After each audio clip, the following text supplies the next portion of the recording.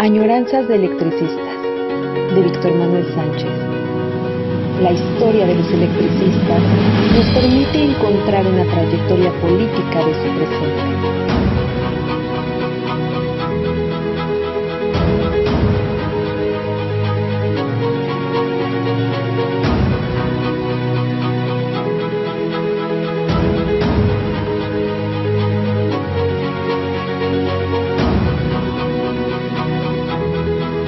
Comenzamos.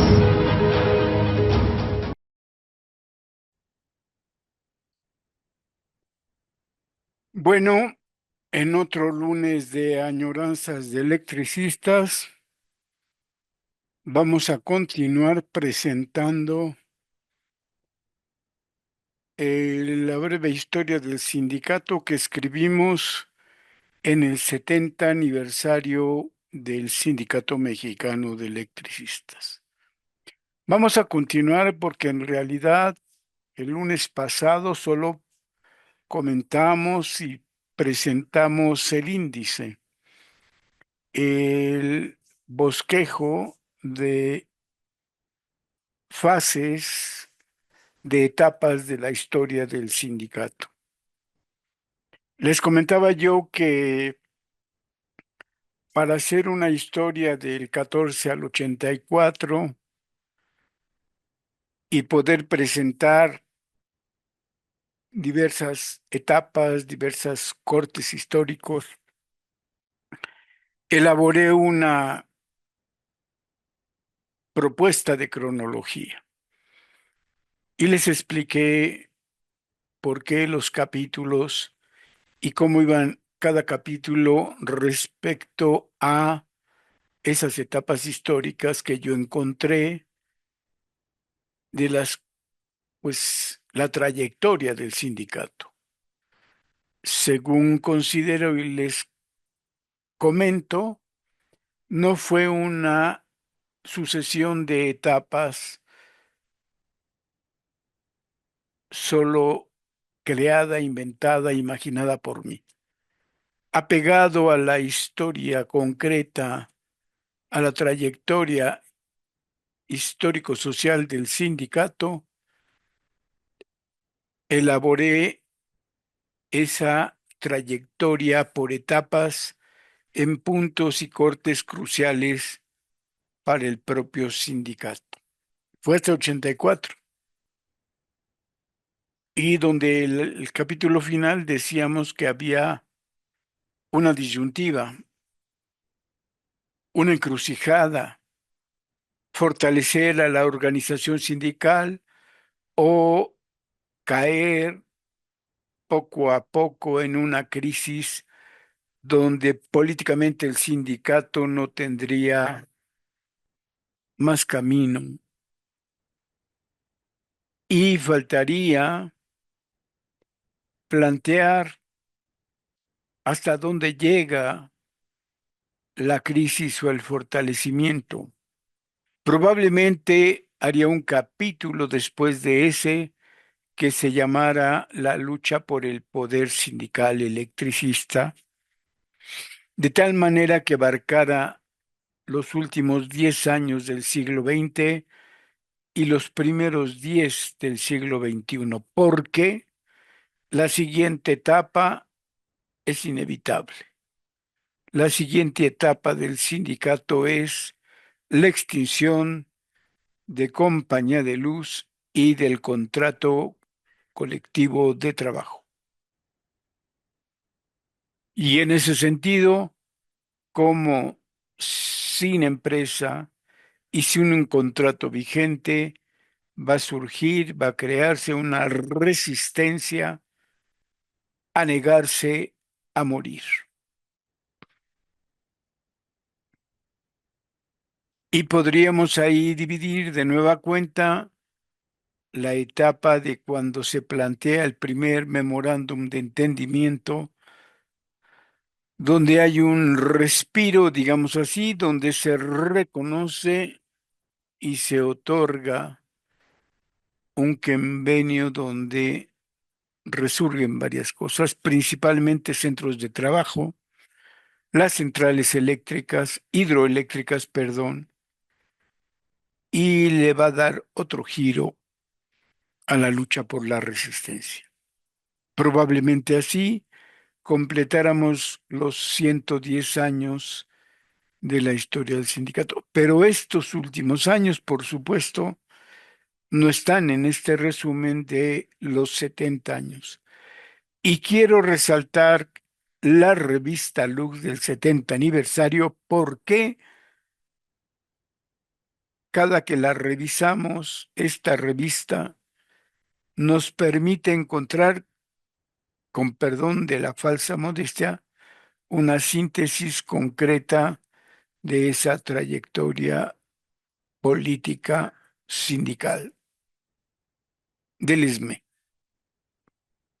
Y además, resaltaba yo la vez pasada cómo el trabajo del compañero Felipe Sánchez de Taller Eléctrico, un trabajador en términos estrictos, normal, común, pero no corriente, que se forjó a sí mismo con una concepción de investigación y sindical propicia para sostener y mostrar esos caminos, esos senderos, esa forma de avanzar gráficamente en la política de los electricistas, en la política por la democracia, en la política contra o con el poder del Estado y, por supuesto, la construcción propia del poder sindical electricista. Lo que vamos a ver este lunes es mostrarles capítulo a capítulo, sin ahondar mucho en cada etapa, pero mostrándoles sobre todo el trabajo, por un lado gráfico, que hicimos para diciembre de 1984, el diseño y las fotografías del compañero Felipe Sánchez, trabajador y en ocasiones representante sindical del taller eléctrico. Les he comentado que llegamos algunas veces a crear un seminario de formación política en el taller y que no, una etapa de las más cruentas, duras, complejas y difíciles que vivió la Compañía de Luz y por supuesto los trabajadores en cada uno de los centros de trabajo fue cuando la compañía, la administración federal y local de Compañía de Luz decidió catalogar, clasificar a áreas, a departamentos de la propia empresa como áreas sustantivas y áreas no sustantivas.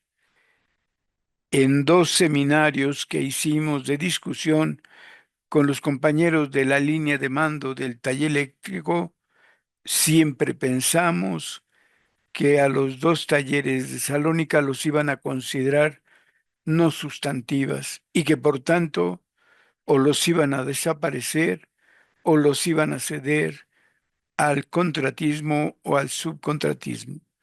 Y la discusión política que tuvimos con la línea de mando era lograr, demandar, proponer que las liquidaciones de todos los trabajadores del taller eléctrico podía pagarse con la entrega, perdón, con la entrega del taller eléctrico tal y como estaba y que por tanto la capacidad productiva estaba intacta entre los compañeros de todo el taller eléctrico y que se podía crear una cooperativa de producción de transformadores que les permitiera ofrecer el trabajo que ya hacían subcontratados con la propia compañía de luz y fuerza del centro. Lo discutimos mucho, Se averiguó los procesos productivos, los insumos, el costo, el cobro, la circulación y la dependencia de qué trabajo, qué insumos y qué procesos formaba la reparación y vuelta al proceso de distribución de los transformadores eléctricos. Recuerdo con mucho agrado que fueron discusiones propiamente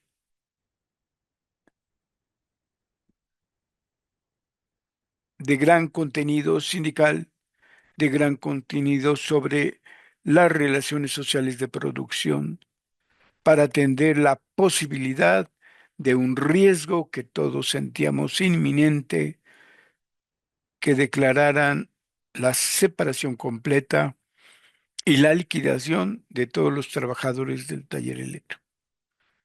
Sin duda, la relación que mantuvimos con el compañero Felipe Sánchez y la línea de mando fue singularmente provechosa. A partir de ahí nunca dejamos de tener contacto con compañeros del taller eléctrico y, por supuesto,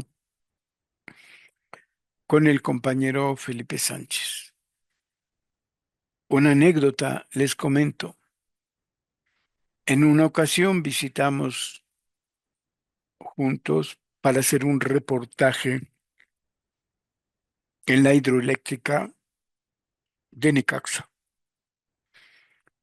Cuando llegamos, curiosamente o de manera coincidente, el día que llegábamos nosotros para bajar a la planta a través del Malacate, en dirección al Malacate, encontramos que la balsa, un Malacate gigantesco de una plancha metálica, estaban usándose como ocasión extraña. Pedimos a la gente que estaba por echar a andar la balsa, así le llamaban, otro Malacate, donde realmente eran unos cables y una plancha metálica de grandes dimensiones. Servía para bajar maquinaria, para bajar equipo pesado de Salto Grande a Salto Chico y de Salto Chico a las instalaciones de la planta, de la casa de máquinas y de los talleres instalados a nivel de la casa de máquinas. El compañero Felipe Sánchez, iniciamos el recorrido, bajamos con la balsa. En la parte de abajo, muy selvático porque había crecido mucho toda la hierba salvaje de esa sección. Había unas vías donde se montaba también en una base de ferrocarril.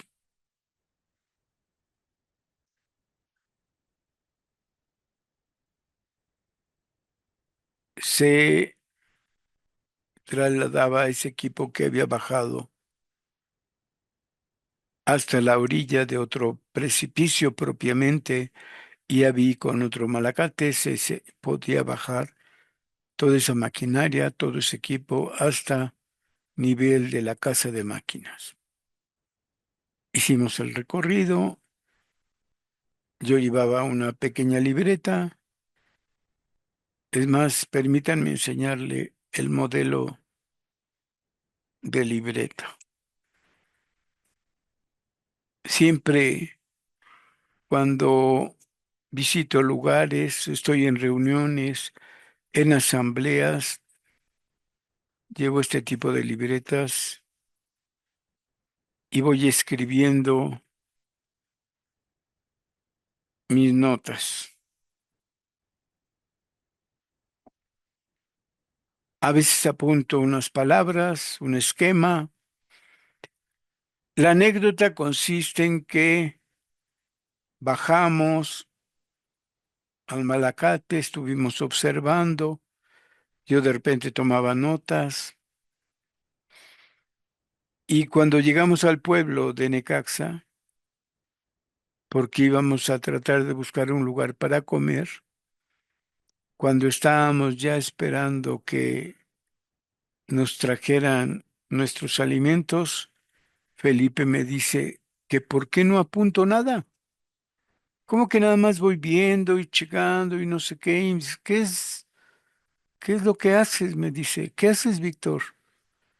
Vic, me dice, Vic. Bueno, a los 15 días yo entrego mi artículo para ser publicado en la revista Luz sobre esa visita que hicimos, incluyendo la balsa y el recorrido. Pueden buscar en la revista Lux el artículo. El compañero Felipe Sánchez dice, ¿cómo le haces? Está muy bien escrito. Yo no te vi apuntar nada. Le digo, sí, apunté y sí observo y escribo lo más rápidamente posible antes de que acá se le borre la crónica, el reglamento, las formas, las pláticas. Así aprendí a trabajar. Todavía les digo, al día siguiente, después de visitar la planta hidroeléctrica de Necaxa, la casa de máquinas, y ese malacate gigante llamado La Balsa, hubo al día siguiente una feria de la salud en la sede sindical, en el edificio sindical de Necaxa. Se montó y hubo además una reunión, un meeting, y también de lo mismo está la crónica en la revista, el relato. En fin, desde aquellos años hicimos un buen acto de trabajo, de compañerismo, de amistad, de camaradas. Y pues se agradece. Hay varios compañeros sindicalistas y trabajadores al mismo tiempo que me han permitido tener cercanía con ellos, poder presentarles por escrito los trabajos de investigación que hago y, por supuesto, la opinión que siempre va en cada uno de ellos para podernos enriquecer, criticar, preservar lo que hay que preservar, fundamentar y desechar quizá lo que sea necesario. En fin, retomamos en lo que nos quedamos la vez pasada. Les quiero mostrar,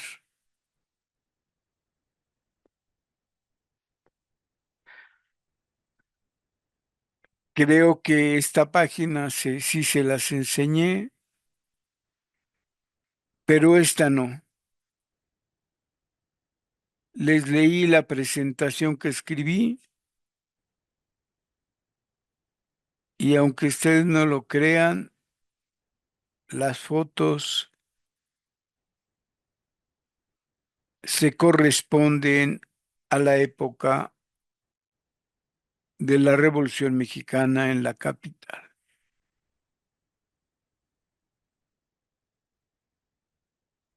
Y la búsqueda de estas fotografías, mientras yo terminaba el escrito, por supuesto la hizo el compañero Felipe Sánchez.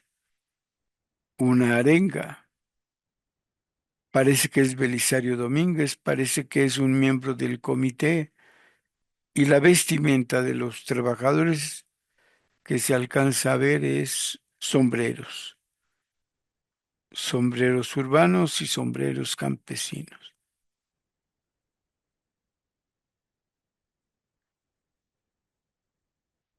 Enseguida viene esta otra fotografía que marca una cuadrilla de soldados, trabajadores del lado derecho No se distingue bien, pero ha sido colocada la bandera de huelga y estos son los compañeros de la guardia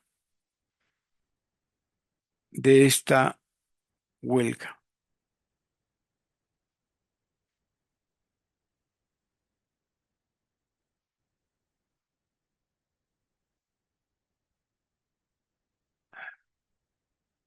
Es una imagen viva, estremecedora. La huelga del lado derecho y la amenaza de la soldadesca del lado izquierdo.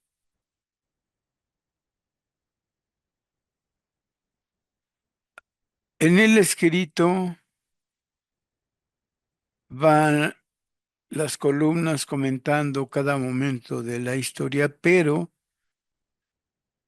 consideré que era interesante, importante, para que no te fuera letras, por ejemplo, cuadros como este donde se ve los caballos de fuerza que iba desarrollando la empresa de Mexican Iron Power Company y las ganancias y las entradas que se tenían ahí.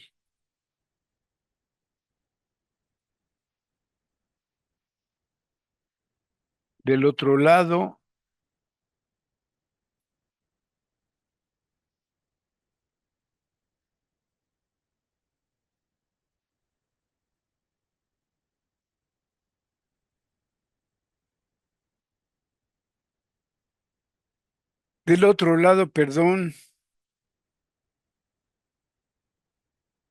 hay un cuadro también del conjunto de empresas que funcionaban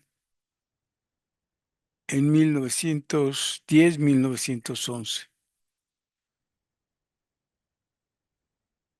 Están las compañías de luz existentes en ese momento y la ganancia que tenían, o el capital que invirtieron. Se las voy a leer solo para que recuerden un poco. El, el cuadro sale de un libro de José Luis Eseña, un economista que escribió México en la órbita imperial, las empresas transnacionales establecidas en 1900, el libro escrito en 1973. Bueno, aquí están. Guanajuato Power Electric, que es norteamericano, capital norteamericano. Central México Lion Power, norteamericano. Michoacán Power Company, norteamericano. De Pachuca Lion Power, norteamericano y británico. Esta va a ser una filial de Mexican Lion Power Company, que está más abajo. Mexican Lion Power Company, británico, capital británico. De,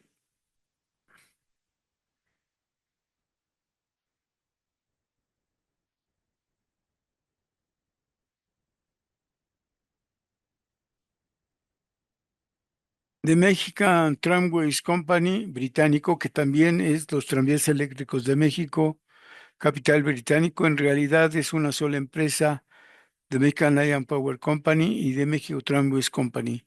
Esto lo vamos a ir sabiendo en el transcurso de los días de la organización sindical. Incluso llegué a hacer encontré unos archivos del Departamento de Trabajo por inspectores y que muestran cómo se trabajaba en Indianilla para ambas empresas, para la compañía de luz y para la compañía de tranvías eléctricos. Otro de capital británico, Mexican Northern Power Company. México Eléctrico Turnways, británico. De Veracruz Electric Lion Power and Traction Limited, capital británico. De Tampico Electric Lion Power Company, británico. Mexican Fuel and Power, británico. Compañía Hidroeléctrica e Irrigadora de Chapala, capital mexicano. Está entonces la reseña de cómo trabajan los electricistas de la época y están acompañadas en esta sección por cuadros y gráficas. En esta otra sigue el relato del surgimiento y vemos el Zócalo capitalino, donde se destacan los primeros los tranvías eléctricos que se convirtieron en el medio de transporte general y público de la población de la capital. Y abajo, un arco, una entrada para 1910, donde la compañía de luz puso de manera espectacular el aviso para los usuarios, para el pueblo de ese tiempo,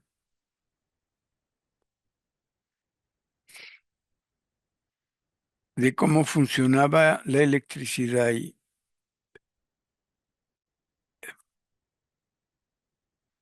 descubro yo en 1911 que había una cooperativa de producción y de consumo creada por la Liga de Electricistas Mexicanos. Y como ustedes ven, aquí está el programa en esta revista para que puedan verla. Consulten la revista del 70 aniversario en la biblioteca porque ahí está la propuesta de cooperativa de producción obtenida del periódico que la publica, un periódico que maneja los, un comerciante de una tienda de cuestiones eléctricas.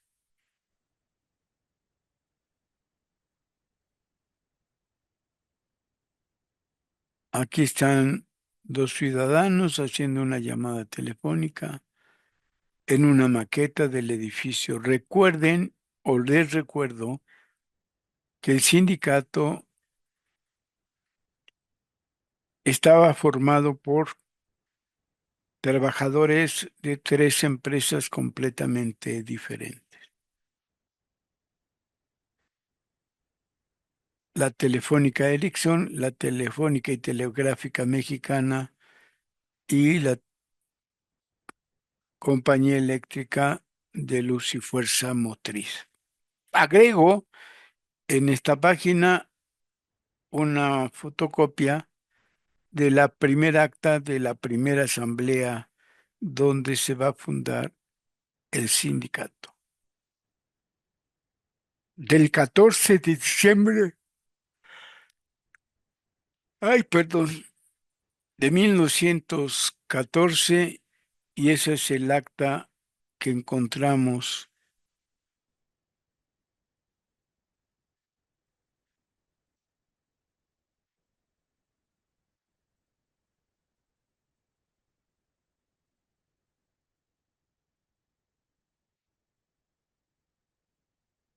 en la Secretaría de Actas y Acuerdos. Ya lo he dicho muchas veces. La facilidad que me otorgó el sindicato de consultar sus archivos fue incluso muy fácil el hacer este libro y este artículo extenso en la revista LUC, porque el sindicato mexicano tiene aún ahora todas las actas de sus asambleas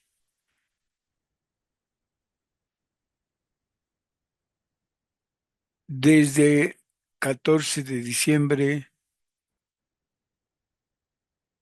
de 1914.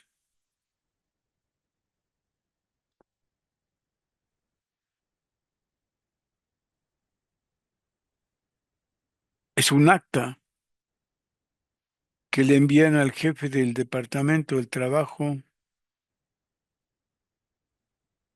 el secretario general y el secretario del Interior del mismo sindicato.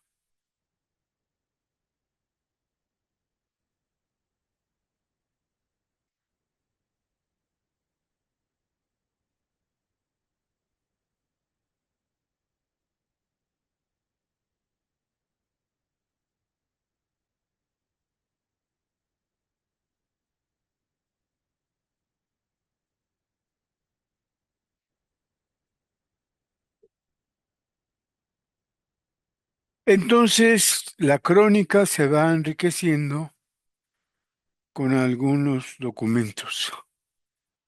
En el ESME no sé por qué, bueno, en realidad en todo el mundo, en la Ciudad de México hay una curiosa sensación histórica que si no cuentas quiénes ocuparon los cargos, no estás haciendo historia.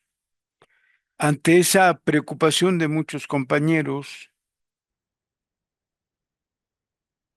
sinceramente es interesante, pero no es fundamental saber esto. De todos modos, reconociendo algún mérito a esa preocupación y solicitud, en cada capítulo por periodos yo agregué los integrantes del Comité Central desde el 14 de diciembre, perdón, de 1914. Y aquí están del 14 al 17 todos los que fueron integrantes de ese comité del ESME en sus inicios.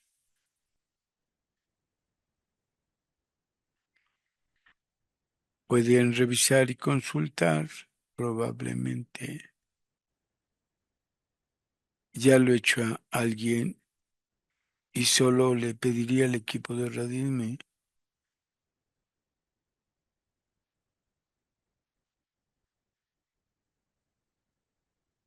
para que tengan una idea más o menos general. Entonces, cada capítulo, cada periodo tiene su, como en este caso, a todos los comités que dirigieron al ESME, en este caso del 10-14 a 1917.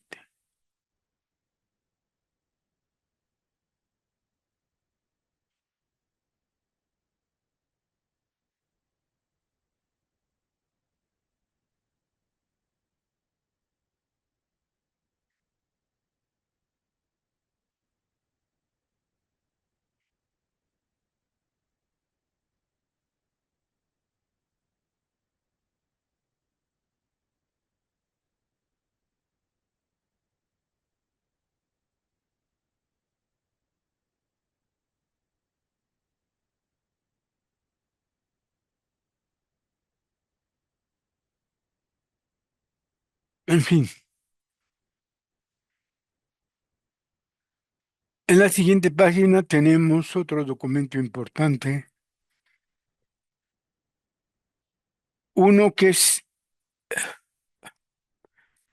contradice a una historiadora, una doctora, Carbó se apellida, y que ha dicho que la alianza, el pacto que se da con la Casa del Obrero Mundial y las fuerzas carrancistas no era significativo. Y entonces el propio pacto da muestra de que lo era, pero también da constancia de que solo fueron los miembros los que eran parte de la Casa del Obrero Mundial, no todos los trabajadores. Pero se hizo así. El punto 4, por ejemplo, dice: los obreros se organizarán de acuerdo con el comandante militar de cada plaza, es decir, la Casa del Obrero delimitada y ordenada según las consideraciones del comandante militar, aunque dice para el resguardo de la misma y la conservación del orden. Es más la conservación que las libertades. El sexto, por último, los obreros de la Casa del Obrero Mundial harán una propaganda activa para ganar la simpatía de todos los obreros de la República y del obrero mundial hacia la revolución constitucional. O sea, todo lo que hagan es en el orden de la revolución constitucionalista, demostrando a todos los trabajadores mexicanos las ventajas de unirse a la revolución, ya que esta hará efectivo para las clases trabajadoras el mejoramiento que éstas persiguen por medio de sus agrupaciones. Voy narrando casi que cada mes, poco a poco, lo que va pasando.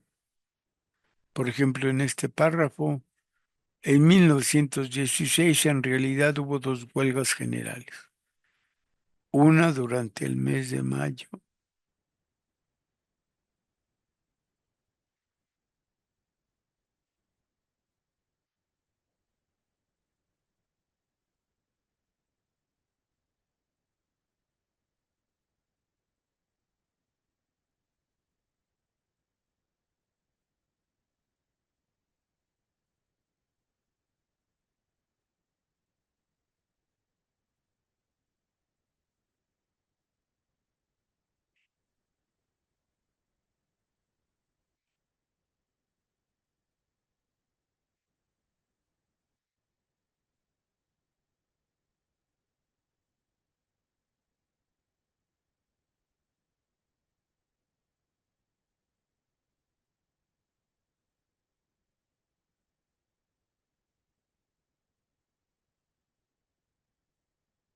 Aquí hay unos acuerdos que salieron en desplegados, se pegaron en las bardas y los postes y en periódicos de la época.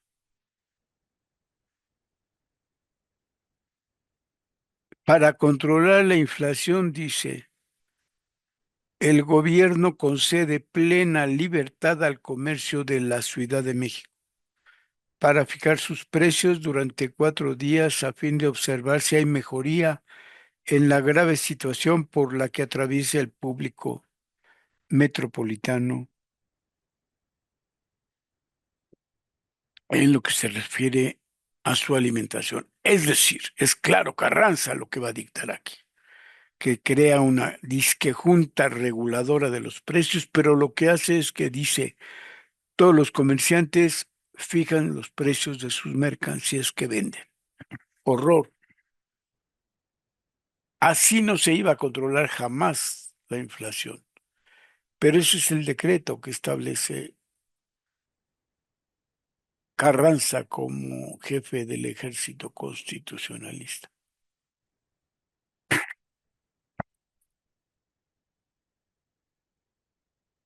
Y también está atribuyendo un decreto para la liberación del comercio.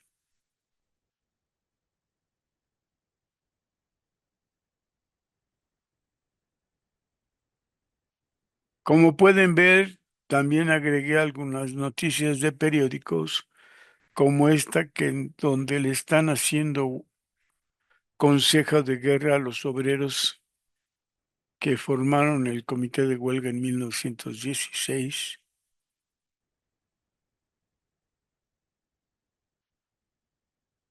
e incluso agrega que la comandancia militar, no dice policíaca, la comandancia militar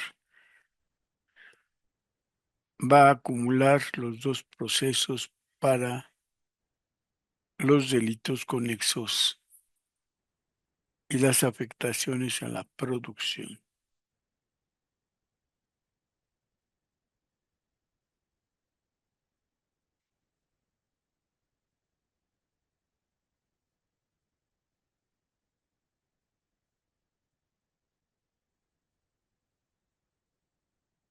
Entonces hay fotografías para que todo el mundo pueda checar lo que está sucediendo a nivel del proceso de desarrollo que planteamos como constatación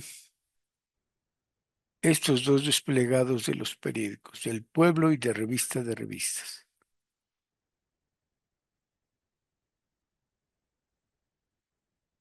donde se decreta la pena de muerte contra los huelguistas, contra todos los que hablen en alguna reunión.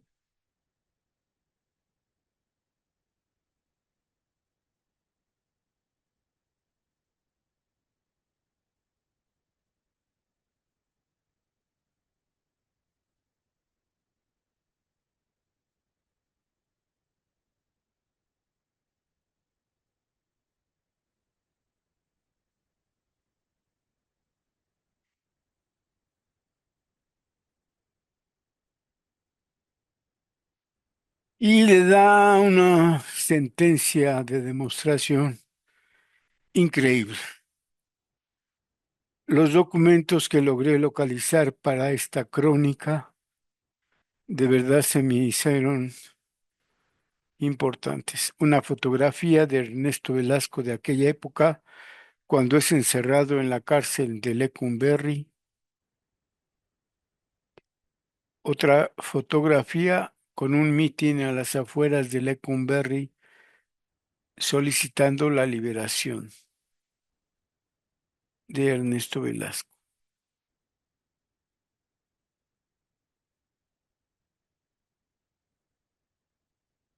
Y aquí digo las características que van teniendo, según las noticias, la cantidad de huelguistas para que se vea que no solo fue el ESME, sino varios.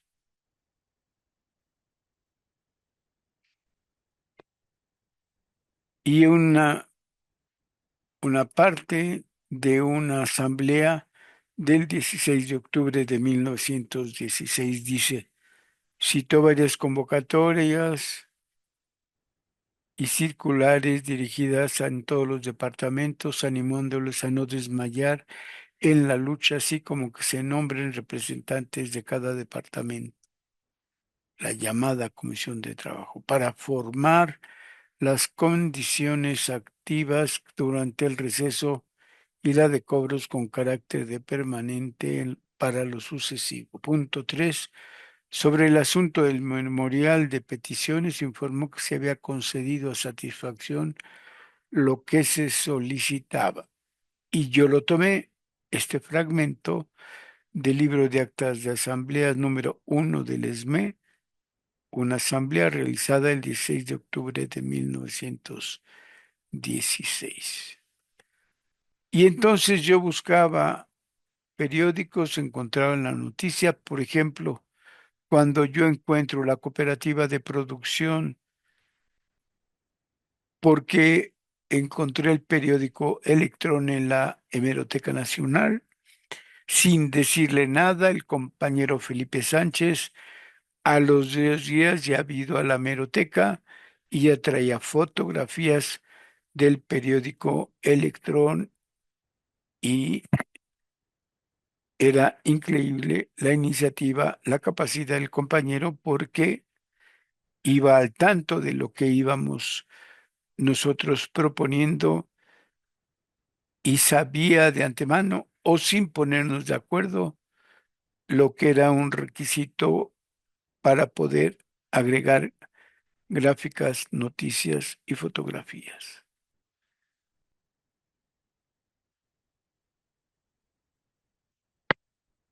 Miren, aquí está nombrado el 25 de octubre de 1917 el comité: Enrique Guzmán, secretario general; a Tito Huerta, secretario del Exterior; Manuel Educ lo nombran secretario auxiliar, pero renuncia. El 25 de octubre, para completar el comité, también se nombra al secretario tesorero Juan B. Jiménez. 3 meses de nuevo hay más elecciones, otras nuevas. Delfino Revilla a la general. Y por cierto, hay un trabajo de un doctorado de una antropóloga donde dice que Cleto Guzmán fue no solo el origen del ESME, sino quien impulsó las reuniones para el sindicato en general y en particular de Necaxa. Cleto Guzmán no pudo haber sido porque hubiera sido un niño en 1914, al que mandan en 1915 como brigada de orientación política o de formación política es precisamente a Delfino Revilla, que es nombrado a los 3 meses de este primer comité secretario general. A Luciano Morones en el interior, a Larissa Ontiveros en el exterior, a José Dávalos en la tesorería y a Landero en actas. Igual de la misma manera, para recordar a muchos que han comentado que Morones nunca fue parte del ESME y que Morones era un muy ejemplo. Y se habla aquí de las gestiones para la libertad de Ernesto Velasco con una comisión que no avanzaban. En fin,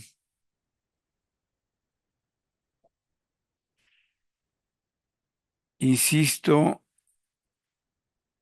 hay recuadros, hay fotografías y hay documentos que van avalando lo que estamos contando, como en este caso, y las dos fotografías cuando finalmente sale Ernesto Velasco libre de Lecumberri. Capítulo 2, miren qué bonita fotografía. Es en realidad miembros integrantes de la Confederación Nacional de Electricistas. El ESME tenía 4 divisiones sindicales en respectivos centros de trabajo, pero empieza por orden de la Asamblea a enviar a compañeros, en ocasiones 2 o 3, para que hagan propaganda, para que den formación política y en diversas empresas de provincia se cree una división sindical.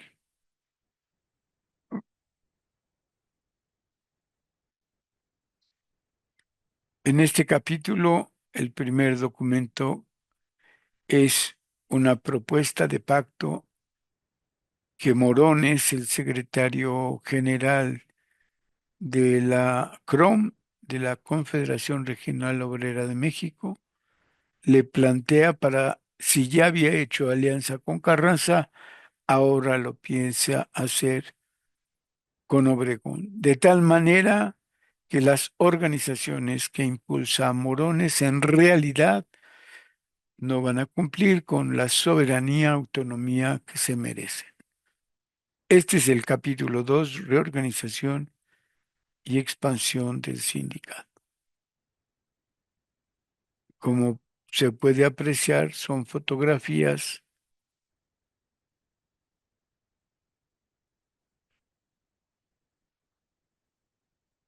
donde se ven a cuadrillas de trabajadores haciendo sus labores.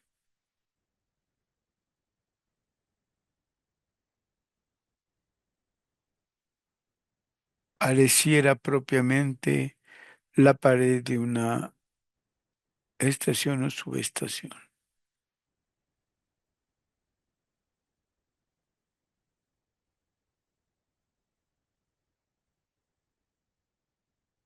En esta etapa les digo que a partir de 1921 van a mandar a compañeros comisionados para crear brigadas que catapulten la organización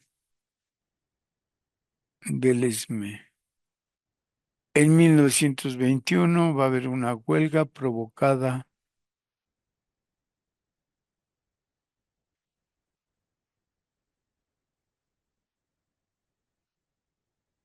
por demandas porque se va a trabajar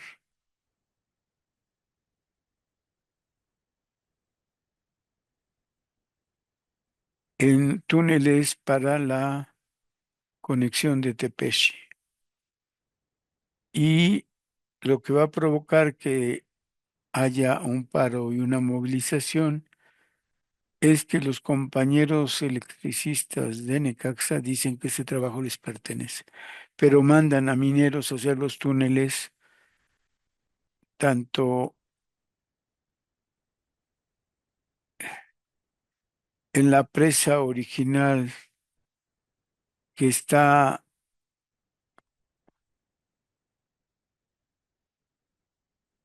alimentando a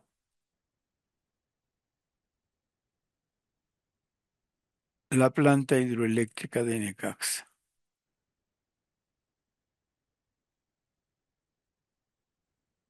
En fin,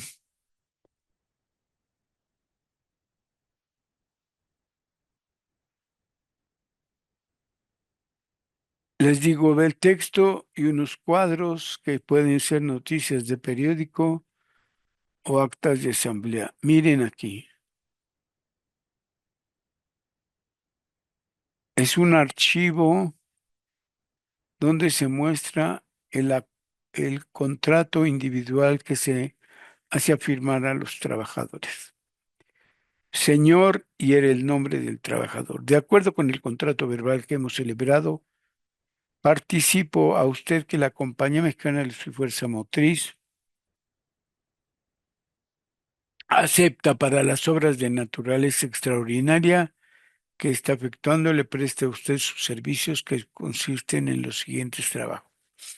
Y aquí le pone construir un techo, un baño, una balda. Es trabajo por obra determinada.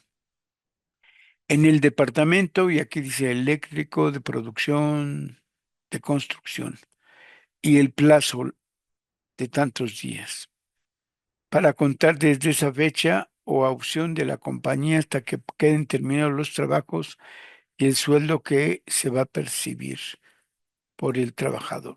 Queda convenida que ser el derecho de la compañía para cuando se le antoje dar por concluido este contrato individual.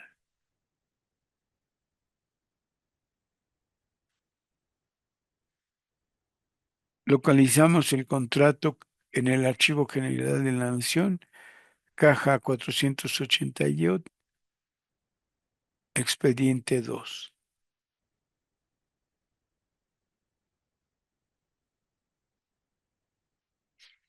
Aquí están los comités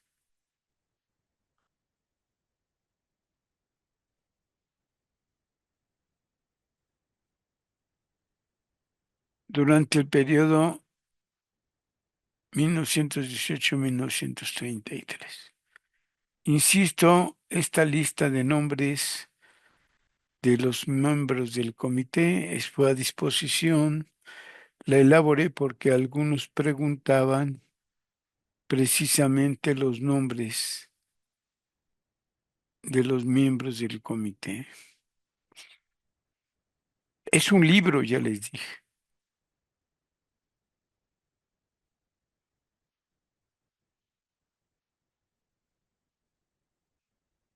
Y vamos agregando en esta revista de aniversario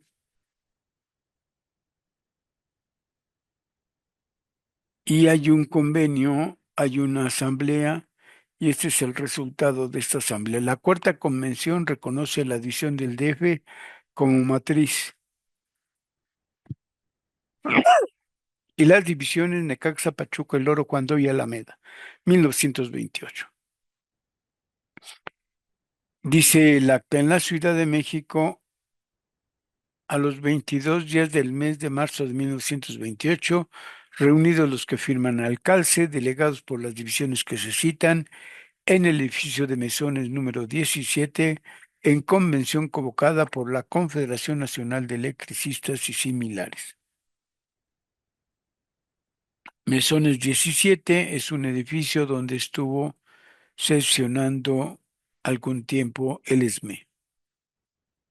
acordaron en vista de las manifestaciones hechas por los delegados de la división del DF y después de conocida la correspondencia cruzada con las divisiones de Necaxa, Pachuca y El Oro cuando vi Alameda, lo siguiente. Vean lo que dice la cuarta convención de la Confederación Nacional de Electricistas y similares acepta por unanimidad la decisión tomada por las divisiones de Necaxa, Pachuca y El Oro cuando y Alameda de reconocer a la división del Distrito Federal como matriz, la cual a su vez queda obligada a continuar perteneciendo a la Confederación en representación propia y en el de las cinco divisiones citadas. Para que conste a los efectos a que haya lugar, firman por las divisiones Pachuca, El Oro, Cuando y Alameda, M. Romero, Manuel Romero. Por la división del DF, Manuel Romero, Vicente Rivera Malo, R. Cornejo, Vicente G. Rodríguez, R. Cornejo. Por la división de Necaxa, Jesús Fragoso, Pedro Campos. Por el Sindicato de Electricistas Particulares, Harrington E. Silva. Por el Sindicato de Telefonistas, Beltrán Zamudio, Emilio Carranza. Por la división de Chihuahua, Felipe Bustos. Por la división de Tampico, Armando Rivera Melo. Por los mineros de Pachuca y telefonistas, Rafael Quiros Pérez. Por la división de San Luis Potosí, José Ventura de los Santos. Por la división de Tepeji del Río, Francisco J. Mendoza. Por la división de Tlalpujagua, Jesús Martínez. Por la división de Cuernavaca, Benigno Argandar. Por la división de Veracruz, Juan Méndez y Antonio R. Sales. Tomado de la revista Lux el 3 de marzo de 1928. Y aquí hay, como se puede ver, divisiones en Chihuahua, en San Luis Potosí, en Tepeji del Río,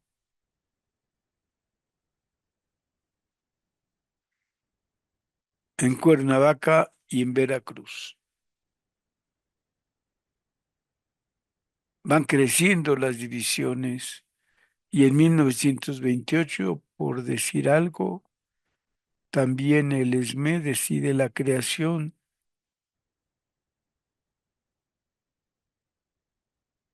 de la revista Lux para toda la Confederación.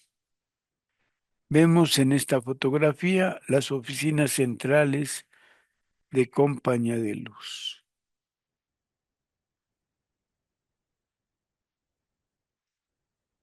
Van creciendo de manera inusual y, insisto, vamos mostrando este crecimiento. Aquí las fotografías de la cooperativa de empleados o de obreros y empleados Sociedad con crédito variable.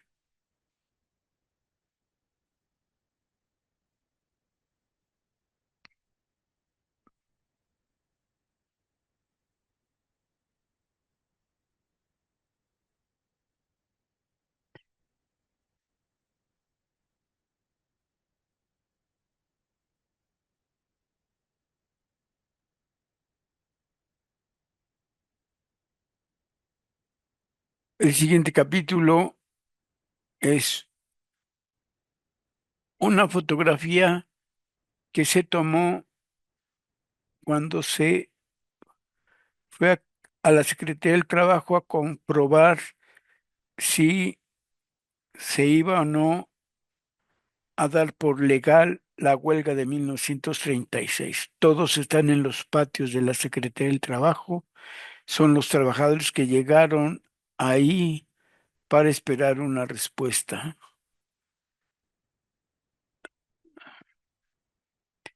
de la Secretaría del Trabajo. Resalta cómo la mayoría usan sombrero, usan traje, resalta esa vestimenta de la época de 1934, 35, 36.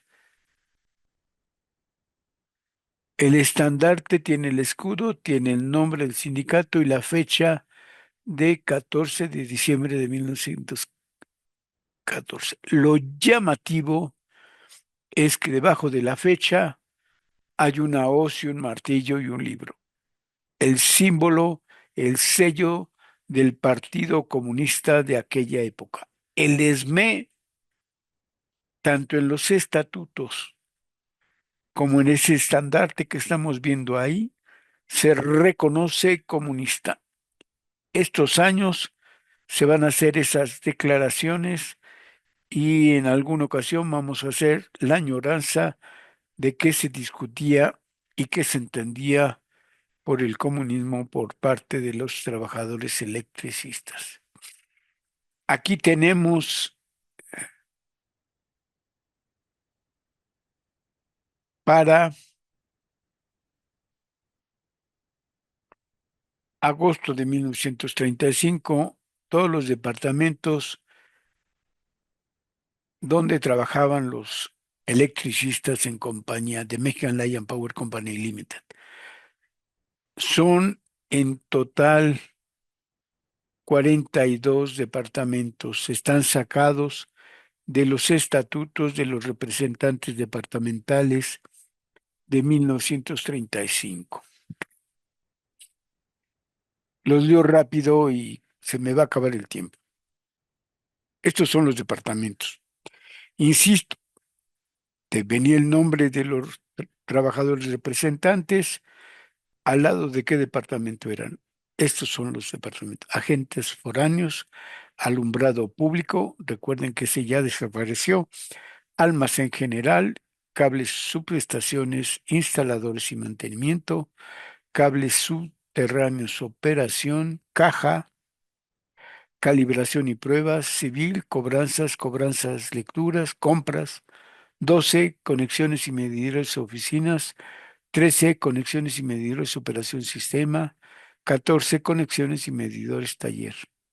Conserjería, contaduría de almacenes, contratos, edificios y varios, foráneo, garaje, gerencia y secretaría, Holerit.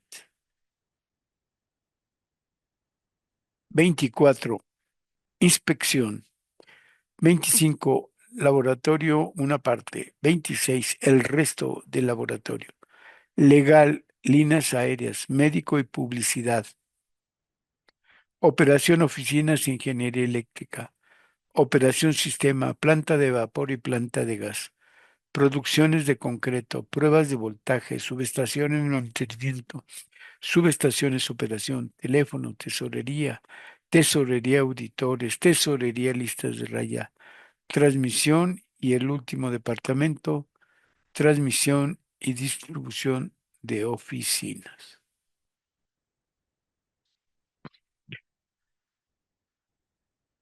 Les digo yo que reviso ahora, da gusto reconocer que sí es un buen resumen, una síntesis de los 70 años del ESME. En este capítulo, que es el de la democracia proletaria, aparece cómo el ESME provocó, fundó, creó, impulsó a la Confederación de Trabajadores de México, a la CTM. Y ahí va avanzando el capítulo. Están los comités de nueva cuenta para aquellos que les gusta. Entonces, todos los comités del 34 al 38.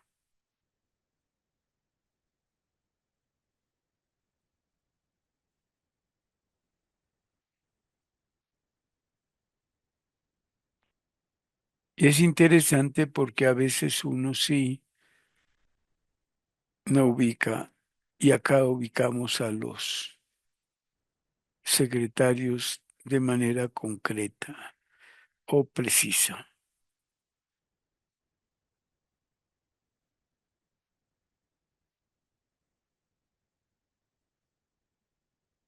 Después de la presentación de la SME y la ZM viene la huelga y el contrato del 36, que es, insisto, una presentación muy apretada del asunto. En el recuadro viene, es claro el título,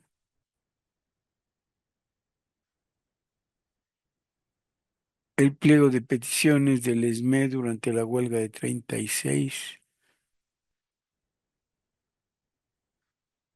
detalladas lo más resumido posible. Y en esta fotografía,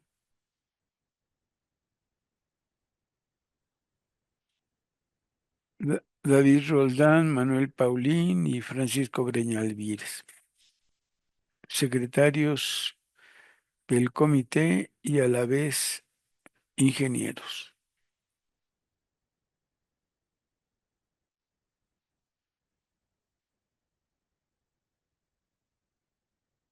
Aparece Cárdenas, aparece el conflicto de la huelga y cómo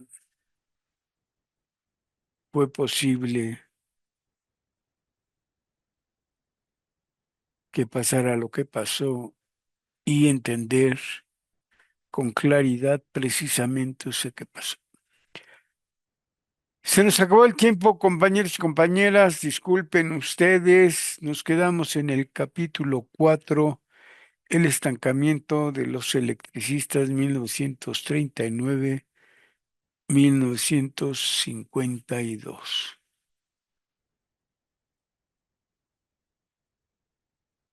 Léanlo, es una etapa la más oscura que ha tenido el sindicato.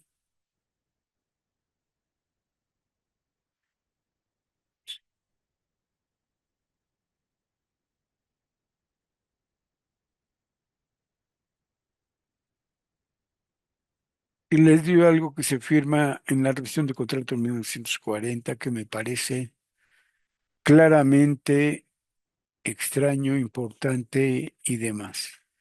El sindicato decidirá si se pone en vigor en forma experimental, siempre que tomando como base una valorización convencional, que será el promedio entre la calculada por las compañías y la calculada por el sindicato, que no sobrepase juntamente a la aplicada a virtud de lo dispuesto en la cláusula quinta con más de 5,000 pesos, la cantidad fijada en la cláusula primera.